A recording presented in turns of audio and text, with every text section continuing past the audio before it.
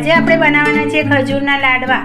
તેના માટે મેં 1 કિલો ખજૂર લીધી છે બીજ વગરની, 100 ગ્રામ મગજતરીના બીજ, 100 ગ્રામ પિસ્તા, 50 ગ્રામ સૂકી દ્રાક્ષ, 200 ગ્રામ અંજીર, 250 ગ્રામ બદામ, 250 ગ્રામ કાજુ, 100 ગ્રામ મખાના અને ઘી આપણે જે પ્રમાણે યુઝ થશે એ પ્રમાણે લઈશું।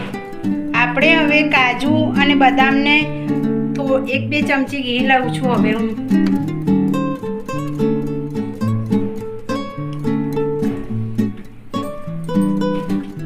આપણે ડ્રાયફ્રૂટ ફ્રાય કરવા માટે તે મેં કઢાઈમાં ઘી રાખી દીધું છે 2 ચમચી।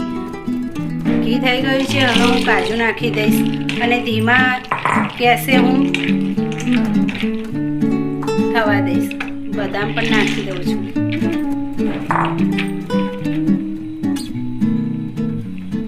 અને પિસ્તા આપણે રોસ્ટ કરી લઈશું।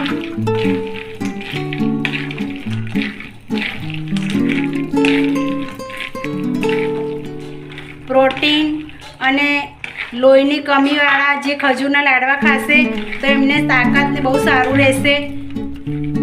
આપણા ફ્રાય કરીને થઈ ગયા છે, એકદમ થવા નહીં દેવાના, તો કડવાશાઈ જશે। આપણે આવી રીતના જ કરવાના ધીમા ગેસે। હવે હું લઈ લઉં છું, ઠંડા થાય પછી આપણે એને કચરા ક્રશ કરવાના છે।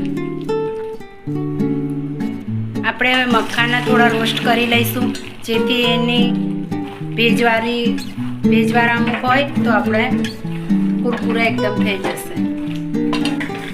આપણા રોસ્ટ થઈ ગયા છે મખાના। હવે હું નીકાળી અને હું તમને ક્રશ કરી અને પછી હું મળું। આપણે હવે ખજૂરને ઘીમાં મેલ્ટ કરી દઈશું। તેના માટે મેં 2 ચમચી ઘી લીધું છે। આપણું ઘી થઈ ગયું છે, હવે આપણે ખજૂર નાખી દઈશું।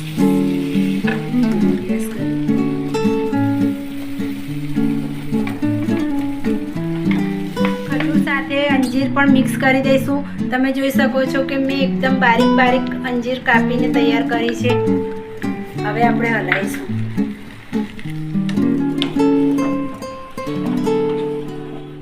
આપણી ખજૂર મેલ્ટ થઈ ગઈ છે, તેને મેં થાળમાં નીકાળી અને હવે આપણું બધો સામાન નાખવાનું છે।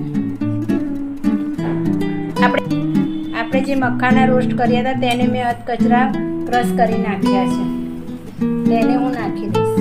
કાજુ, બદામ અને પિસ્તાને જે આપણે રોસ્ટ કરી હતી ઘીમાં, તેને મેં અધકચરા ક્રશ કરી નાખ્યા છે। મગજતરીના બીજ પણ નાખી દઈશ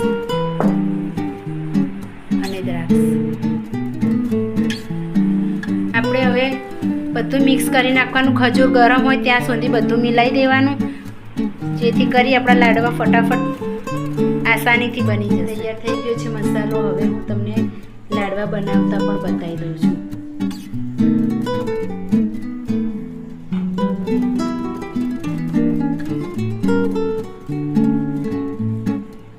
જોઈ શકો છો તમે કેટલા સરસ લાડવા લાગી રહ્યા છે। આવી જ રીતે તમે બધા બનાવી અને ડબ્બો ભરી એરટાઈટ રાખજો। 15 દિવસ, મહિના સુધી તમારા લાડવા ચાલશે। રોજ એક સવારે તમારે ખાઈ લેવાનું, બહુ સારા રહેશે।